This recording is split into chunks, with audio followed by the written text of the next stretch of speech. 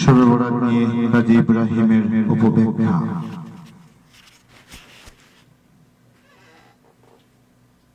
প্রথমত বাধ্য হয়ে মেনে নিলেন কাজী ইব্রাহিম শবে বরাতের হাদিসটি অবশ্যই না মেনে নেওয়া উপায়।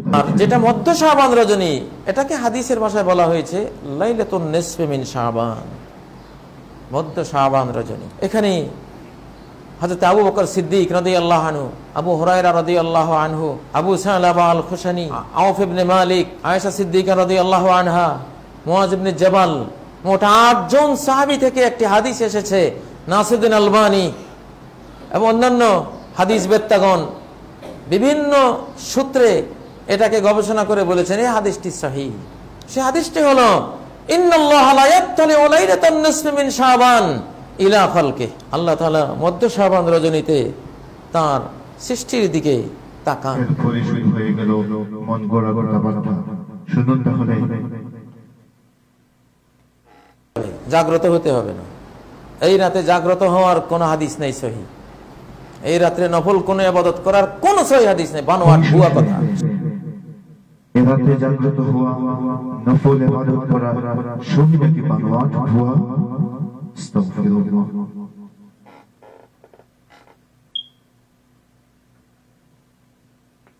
তাহলে কাজী ইব্রাহিমরা কি বুঝাতে চায়? সালাফে সালিহিন তথা তাবিঈন ভুয়া আমল করেছে। এখানে কাজী ইব্রাহিম সালাফে সালিহিনের আমলের প্রকাশ্য বিরোধিতা করেছে। অবস্থা দেখে মনে হচ্ছে চুলের মাল বড় কথা। দেখুন, মধ্য শাবান রজনী নফল নামাজের রজনী নয়, তাওহীদের রজনী। সালাফে সালিহিনের বিরোধিতায় আঙুল তুলে কথা বলা শুভনীয় নয়।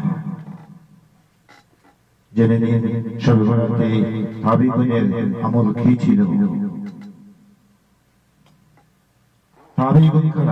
তাবিঈন হচ্ছেন যারা রাসূল পাক সাল্লাল্লাহু আলাইহি ওয়াসাল্লামের সাক্ষাৎ লাভ করতে পারেননি, তবে সাহাবা কেরামের সাক্ষাৎ লাভ করেছিলেন, তাদের নিকটে তালিম গ্রহণ করেছিলেন। তারা রাত আলোকে নতুন কাপড় পরতেন, চোখে সুরমা লাগাতেন। তারা সারা রাত তারা মসজিদে অবস্থান করে ইবাদতে কাটিয়ে দিতেন। তাদের মধ্যে অন্যতম হচ্ছেন খালিদ বিন মা'দান। তিনি সম্পদের ইমাম ছিলেন। শুধু তাই নয়, তিনি এমন নির্ভরযোগ্য মুহাদ্দিস ছিলেন যার হাদিস সহিহ আল বুখারীতে রয়েছে। আরেকজন হচ্ছেন ইমাম মাকহুল। ইমাম মাকহুল সম্পর্কে ইমাম যুহরি বলেন, সারা দুনিয়া আলেম হলেন 4 জন, তার মধ্যে একজন হলেন ইমাম মাকহুল। আরো অনেকেই রয়েছেন। বিস্তারিত জানতে পড়ুন লাতাইফুল মাআদ, সিয়ারু আ'লামিন নুবালা। এই সকলেই শবে বরাতে সারা রাত জেগে ইবাদত করতেন। আর কাজী ইব্রাহিম বললেন এটা নাকি ভুয়া, বানোয়াট। খালির উপর কি ফতোয়া দিচ্ছেন?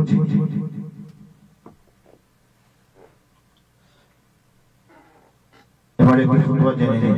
বুখারী বা মুসলিম বা তিরমিজি বা নাসাঈ বা আবু দাউদ বা আহমদ বিন হাম্বল, ইয়াহইয়া বিন মাঈন সবাই তার নিকটে হাদিস সংগ্রহের জন্য ছুটে গিয়েছিলেন। সেই ইমাম ইসহাক বিন রাহওয়ায় তিনি ফতোয়া দিয়েছেন, বলেছেন শবে বরাত উপলক্ষে মসজিদে যাওয়া, ইবাদত করা বিদআত নয়।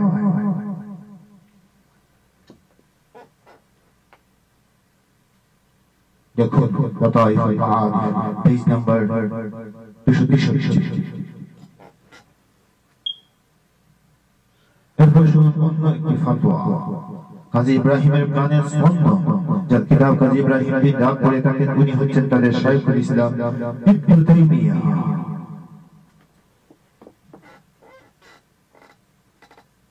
ইবনে তাইমিয়াকে জিজ্ঞেস করা হয়েছিল নিসফে শাবান তথা শবে বরাতে নফল নামাজ পড়ার হুকুম কি। তিনি জবাব দিয়েছিলেন, শবে বরাতে লোকজনের একাকী অথবা জামাতের সাথে নফল সালাত আদায় করা যেমনি ভাবে সালাফে সালিহিন করেছেন, এটি একটি সুন্দর আমল।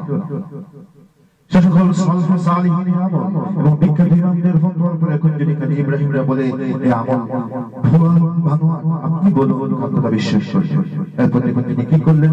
নামাজের রাতে রাতারাতি তাওহীদের দাঁত বানিয়ে দিলেন। শুনুন, মধ্য শাবান রজনী রোজা আর নামাজের রজনী না, এটা তাওহীদের রজনী।